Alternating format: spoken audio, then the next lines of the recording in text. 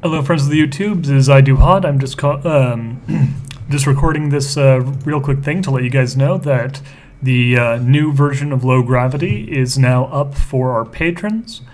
I'm actually recording this day in advance, so there might be a few changes that I'm not going to mention here that go into the build that will be available, but I didn't take proper notes, so I'm really sorry. There's not going to be like a proper list of every single change. That will happen in future updates.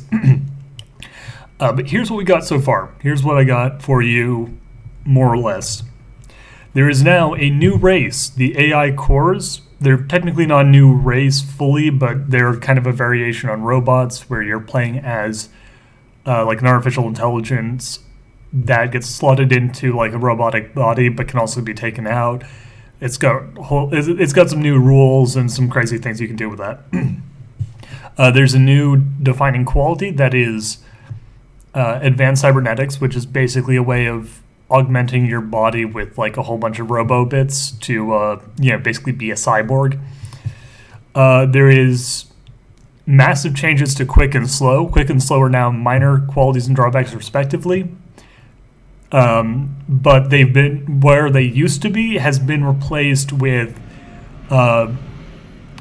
quick on the draw and flat-footed, or it's something like, or like unprepared. It's something like that. It's in the book. Basically, what they do is instead of getting a bonus or penalty to fast reaction time to like your initiative, if you're fast on the draw, you like every character with fast on the draw gets a full turn, like just themselves at the beginning of combat. Like they are. Basically there's a round that is just the people who are super fast, quick drawing and blasting away and stuff, or, doing whatever they're doing before anyone else has a chance to react.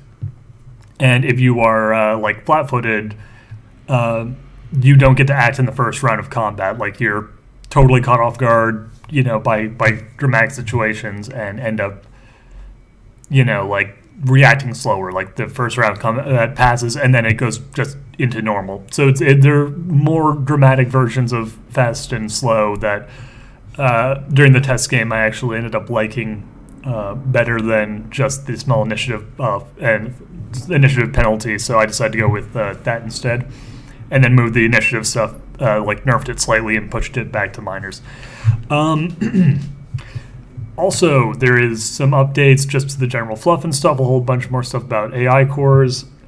The example character sheets should be closer to up to date. I think there might still be one or two issues with them, but there were some problems because they were made before I did some massive, changes to the Jundai and a few other things. So that's all in.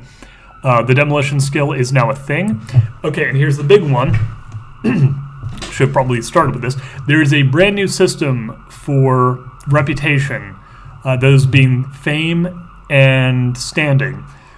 Fame is just how famous you are, like doing jobs, doing things, like whatever you do, you are slowly generating fame, which is sort of a double-edged sword. The more famous you are, the more, people who are looking for you are going to be able to find you. But it also means that, like, you can go into a place and be like, hey, I'm the famous Dread Pirate Roberts, and, people will be like, oh shit, I've heard of you.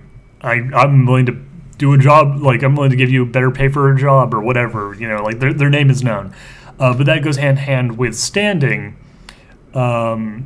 which goes up and down. It's basically how good of a reputation you have. Like, if you have good standing, you do jobs on time and don't, like you do them well, you go above and beyond, you help people, your standing goes up and people like you more. You have a better reputation within the community. Standing goes down, screwing up jobs, killing employers, blackmailing people, doing horrible torture experiments. We've had some fun test games. Then your standing goes down, people are less likely to trust you, people are more likely to be like nervous around you, law enforcement's going to be kind of a lot less lenient with minor infractions, etc. So that's a big change. There's also a slightly smaller change to the personal goals and flaws. This is not, I don't know, remember if I put this in the book yet. If I didn't, it will be in eventually. But basically, I'm thinking about shifting it from being at the end of the session asking whether or not the person feels like they've done their goal or played into their flaw, and instead making it just a thing of you're playing the game and you say, this is my flaw. Because of my flaw, I'd like to, my character is going to do this. And it's like, oh yeah, that totally makes sense. That's in character. It's going to cause problems. End of the session, you'll get a good fortune point.